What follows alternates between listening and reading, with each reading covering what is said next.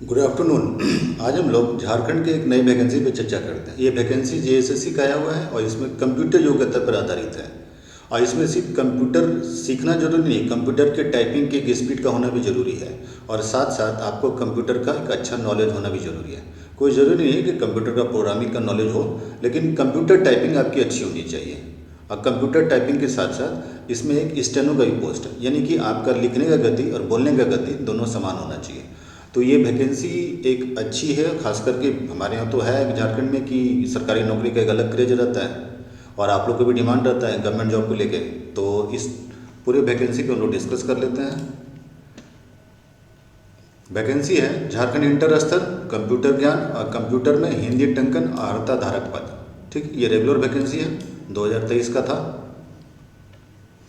इस वैकेंसी में परीक्षा शुल्क 100 रुपये है और शेड्यूल ट्राइब और शेड्यूल कास्ट के 50 रुपये कर दिए गए हैं। उसके बाद इसमें कुछ कुछ जो पोस्ट हैं, टोटल पोस्ट देखिए निम्न वर्गीय लिपिक।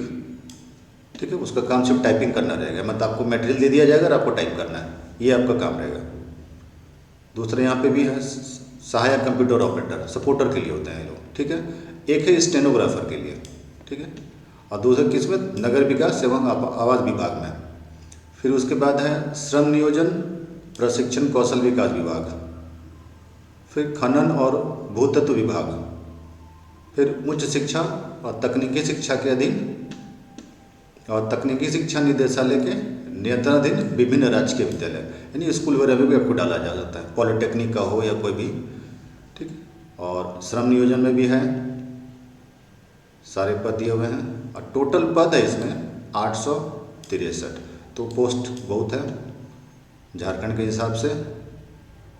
ठीक है, अब यहाँ देखिए दो है, एक स्टेनोग्राफर एक है निम्न वर्गीय लिपिक। स्टेनोग्राफर का सैलरी थोड़ा ज़्यादा है, 25,500 से लेके 81,100 और निम्न वर्गीय लिपिक का जो है वो है 19,900 से लेके 63,200।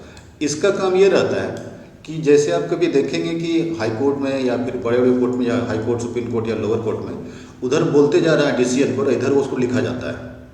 मतलब बोलने का काम और लिखने का काम दोनों एक साथ होता है, तो उसी में उसको बोलते हैं स्टेनोग्राफर का काम। निम्न वर्गीय लिपिक का ऐसा नहीं होता है, उसमें होता है कि आपको मटेरियल ला के दे दिया जाएगा और आपको आराम से टाइप करना है।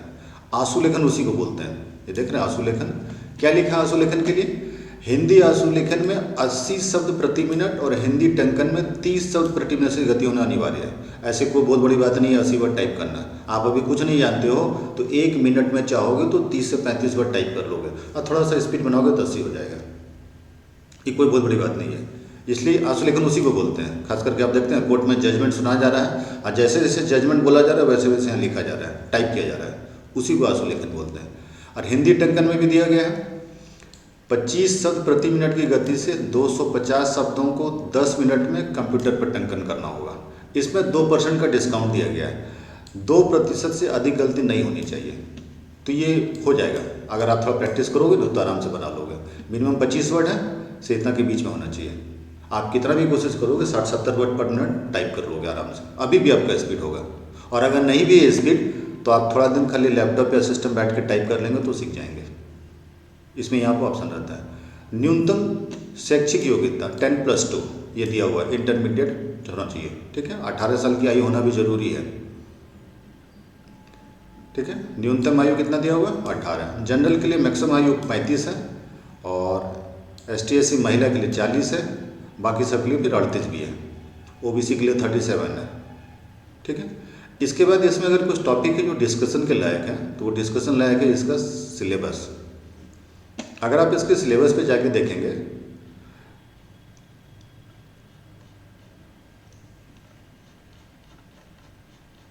तो जनरली इसका सिलेबस NCERT को ध्यान में रख के तैयार किया गया है और उसी अनुरूप बनाया गया है।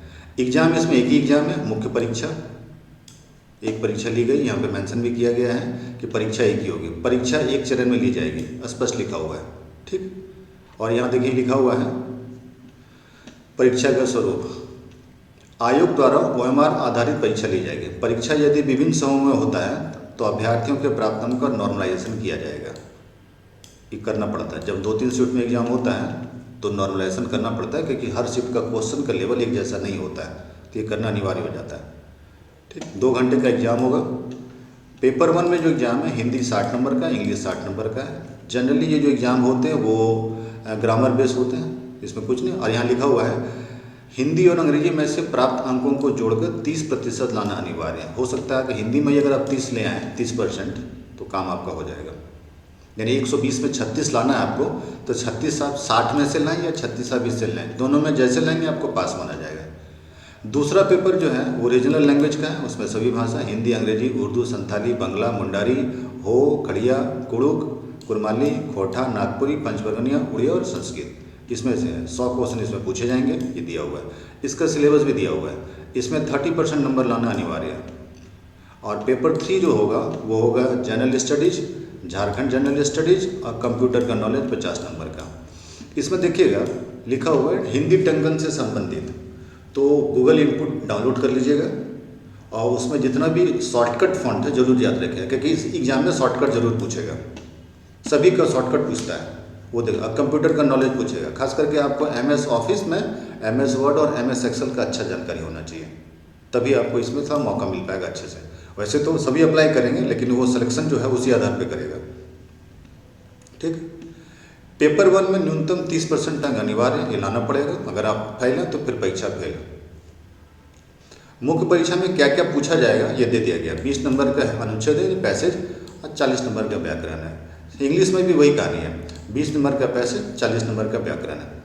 पेपर 2 का पूरा सिलेबस यहाँ दिया हुआ है अलग अलग भाषा का, यानी जो आपकी भाषा है उस भाषा के आधार पर सारे का सिलेबस क्लास 9-10 लेवल का है। हिंदी में भी जो देख रहे हैं आरो भाग 2 ये क्लास 9-10 का है, और एक है वितान, ये भी जो है NCERT है, पूरा NCERT उठा के डाल दिया गया और कुछ नहीं है। फिर उस पर जनसंचार हिंदी और व्याकरण जनरली अगर 9-10 का कोई भी एक बुक ले लेंगे तो आपका काम हो जाएगा। वैसे जनरली भारतीय भवन का बुक ले लीजिए, वो सबसे अच्छा है। इंग्लिश में भी वैसे ही है, लैंग्वेज पेपर, लिटरेचर पेपर, इसमें ड्रामा, पोएट्री, नॉवेल सब डाल दिया गया है। ठीक, उर्दू का भी वही है, पोएज है, पोएट्री है, ग्रामर्स है, कुरमाली का भी वही है, पोएज हो का भी है, सभी का साहित्य गद्य पत्र सभी में दिया हुआ। खोटा, खड़िया, पंचबर्गनिया, संथाली और उड़िया, यहाँ इतने हैं। ठीक है, और संस्कृत का लास्ट में दिया हुआ। ऐसे संस्कृत का सिलेबस थोड़ा छोटा है और नागपुरी का सिलेबस भी थोड़ा छोटा है। मुंडारी का सिलेबस थोड़ा सा एज कम्पेयर टू अदर लंबा है, बंगाली का सिलेबस लंबा है। ठीक है, जनरल स्टडीज में आप जो जनरल स्टडीज पढ़ते हैं बस वही यहाँ पे है, जैसे ही चलता है सब यहाँ पे देख लेते हैं। समसामयिक है, वैज्ञानिक प्रगति, राष्ट्रीय अंतर्राष्ट्रीय पुरस्कार, भारतीय भाषा, पुस्तक, लिपि, राजधानी, मुद्रा, महत्वपूर्ण घटना, ये पूरा सिलेबस वही है जो JSSC CGL का है। इसमें कहीं चेंजिंग उसने नहीं किया है, पूरा उठा के डाल दिया। जनरल स्टडीज 2 यानी पेपर जो है झारखंड सेक्शन वो भी उतना ही है जो जनरली CGL के सिलेबस में दिया हुआ है। कंप्यूटर थोड़ा आपको पढ़ना पड़ेगा, आप कोई भी एक कंप्यूटर का बुक ले लें बेसिक के लिए, और टाइपिंग का थोड़ा प्रैक्टिस अवश्य कर लें, क्योंकि अगर आपका टाइपिंग नहीं है तो फिर इसमें आपके सिलेक्शन होने की संभावना कम हो सकती है। इसलिए कंप्यूटर टाइपिंग अनिवार्य। और दूसरा, कंप्यूटर टाइपिंग करवाया भी जाएगा, रिटन एग्जाम के बाद आपको कंप्यूटर टाइपिंग के लिए करवाया जाएगा, और अगर आप कंप्यूटर टाइपिंग नहीं कर पाते हैं तो आपको हटाया भी जा सकता है। यहाँ देखते हैं टंकन जाँच क्या लिखा हुआ है।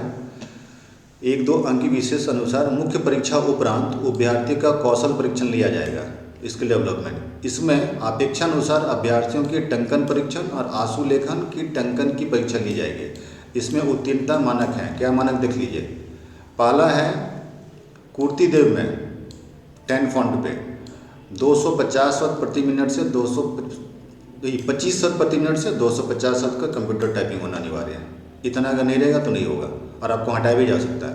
यहाँ पे भी 30 वर्ड से लेकर के जो है 80 वर्ड पर मिनट के हिसाब से बनाया गया है, तो ये दोनों अनिवार्य हैं। यानी आप में दोनों कैपेसिटी होनी चाहिए, देख के टाइप करने की भी और सुन के टाइप करने की भी, ये दोनों कैपेसिटी है तब होगा।